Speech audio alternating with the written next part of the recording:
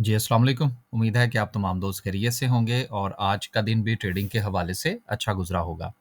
एक और अच्छा दिन सुबह के वक़्त जो था वो हमें सेलिंग प्रेशर देखने को मिला। गो के मार्केट ने अपना जो नफ़सियाती लेवल है 1,15,000 का उसको सस्टेन करने की कोशिश की, लेकिन मार्केट जो है उसमें सेलिंग प्रेशर की वज़ह से ख़ास तौर पर जो बैंकिंग सेक्टर है वो आजकल ज़ेरे आताब है। तो उसकी वजह से मार्केट जो है वो वहाँ पर अपना जो साइकोलॉजिकल लेवल है वो बरकरार नहीं रख पाई। देन उसके बाद फिर ओवरऑल मार्केट में हमें थोड़ा-सा नेगेटिव सेंटिमेंट देखने को मिला। लेकिन दूसरा सेशन जो था वो बहुत अच्छा था और हमने भी आज पहले सेशन में कोई नई बाइंग नहीं की, कोई सिंगल शेयर भी आज हमने बाय नहीं किया और हमारी तरफ से यही था कि सुबह के वक़्त जो है वो कोशिश ये की जाए कि प्रॉफ़िट टेकिंग की जाए और फिर सेकंड सेशन में देखेंगे कि इंशाल्लाह कुछ सूरत-ए-हाल जो है वो अगर बेहतर होती हुई नज़र आई, तो हम बाय करेंगे। क्योंकि हमारी कोशिश यही है कि हमने मार्केट के साथ चलना है। अगर मार्केट अपॉर्च्युनिटी फ़राहम करेगी बाइंग की तो हम बाइंग करेंगे, लेकिन अगर मार्केट जो है वो सेलिंग प्रेशर का शिकार रहती है तो यकीनन ज़बरदस्ती बाइंग करने का कोई फ़ायदा नहीं होगा। 1 दिन ठहर के, 2 दिन ठहर के भी ट्रेड की जा सकती है। हर रोज़ ट्रेड करना ज़रूरी नहीं होता, ये भी हमें समझना होगा। अ, गो के क्लोजिंग के करीब जो है वो मार्केट में हमें पॉजिटिविटी तो नज़र आ रही है, लेकिन ये पॉजिटिविटी जो है ये चंद मखसूस शेयर्स की वजह से है, बल्कि हम किसी सेक्टर को भी नहीं कह सकते कि एक पूरे सेक्टर की वजह से है। तो बहुत ज़्यादा सिलेक्टिव है इस वक्त मार्केट में सिचुएशन, तो हमें बहुत ही एहतियात से और सोच समझ कर ट्रेड लेने की ज़रूरत है। सर्किट ब्रेकर की बात करते हैं तो आज भी माशाल्लाह से आपको 16 कंपनीज नज़र आ रही है और ये रफ़ली तमाम की तमाम वो कंपनीज़ हैं जिनकी इंडिविजुअल परफ़ॉर्मेंस जो है उसकी बुनियाद पर ये आपको अपर कैप में नज़र आ रही हैं। सेक्टर वाइज़ पोज़ीशन देखेंगे तो उसमें सेक्टर का किरदार आपको नज़र नहीं आएगा। 16 कंपनीज़ अपर कैप में हैं, अगर हम लोअर कैप की बात करें तो कोई कंपनी नहीं है।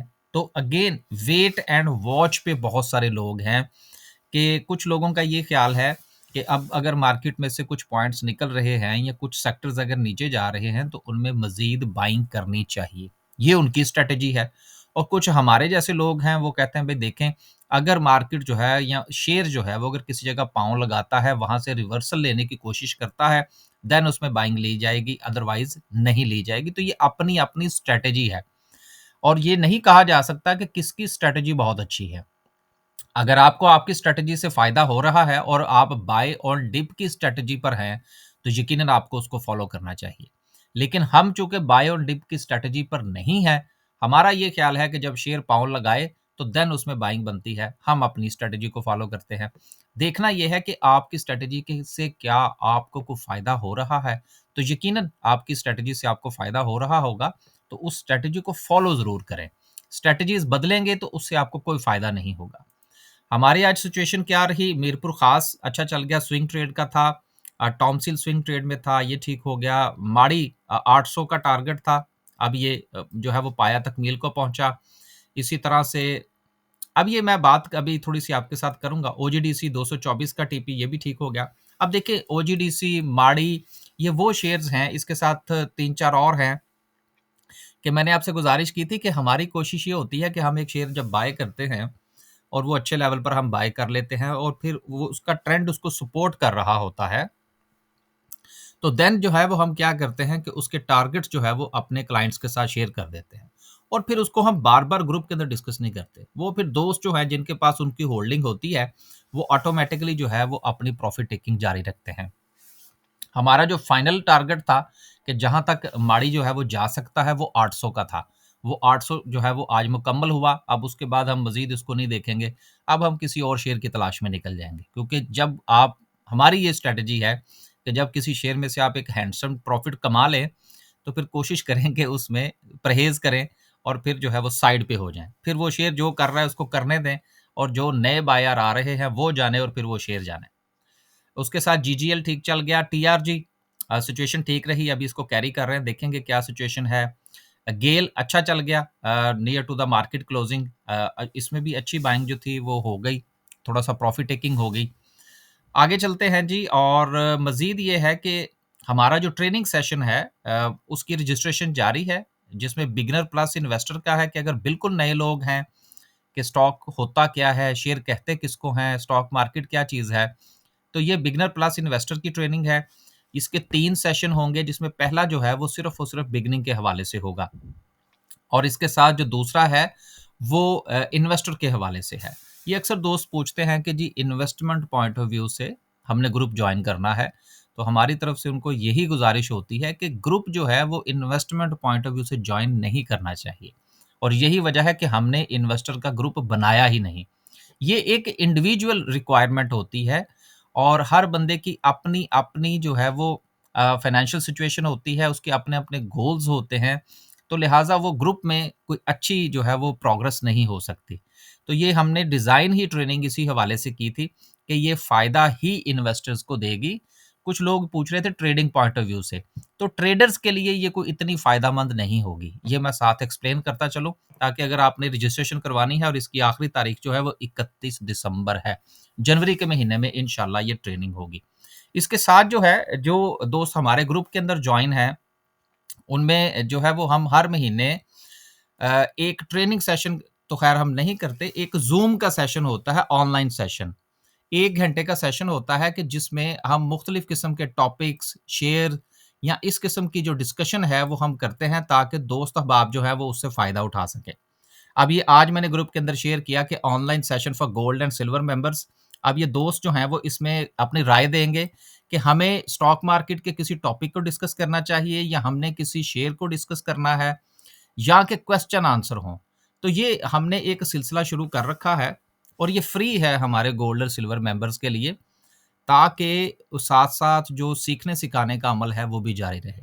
तो अगर आप भी हमारा ग्रुप जॉइन करना चाहते हैं, ट्रेनिंग सेशन में आप जॉइन करना चाहते हैं, स्टॉक मार्केट में अकाउंट ओपन करवाना चाहते हैं, तो उसके हवाले से ये 2 नंबर्स आपके सामने हैं। इन दोनों में से किसी भी नंबर पर राब्ता फ़रमाइए और इन्फॉर्मेशन ले लीजिए और आखिरी बात ये है कि ट्रेनिंग सेशन या ग्रुप की सर्विसेज़, इसकी फ़ी है, ये फ्री में नहीं है।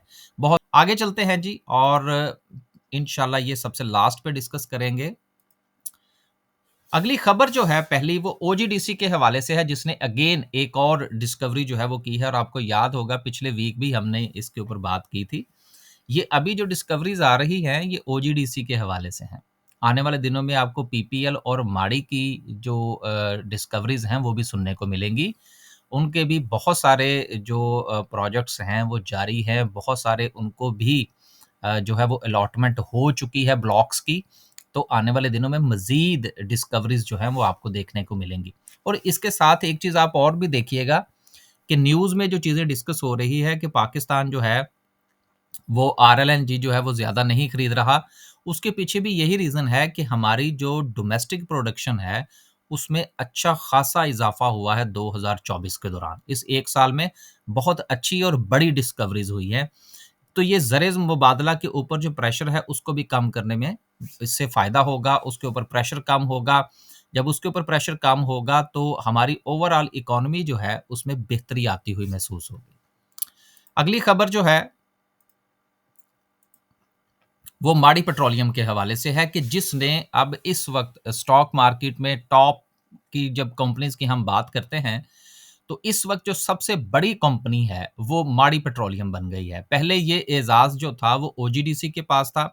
कैपिटलाइज़ेशन के हवाले से बात हो रही है। लार्ज कैप कंपनीज़ की जिस वक़्त हम बात करते हैं, जिनकी कैपिटलाइज़ेशन बहुत ज़्यादा है, तो उसमें पहला नंबर जो था वो ओजीडीसी का था, अब जो है वो माड़ी पेट्रोलियम का हो गया है और इसकी कैपिटलाइज़ेशन जो है वो रफ़ली कोई 1000 अरब के करीब जो है वो पहुँचने वाली है।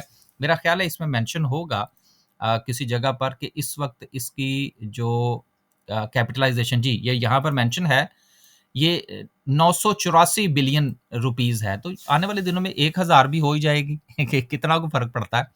और फिर उसके बाद जब इसकी डिस्कवरीज़ होंगी, तो इंशाल्लाह इसके मामला जो है वो मज़ीद बेहतर हो जाएँगे।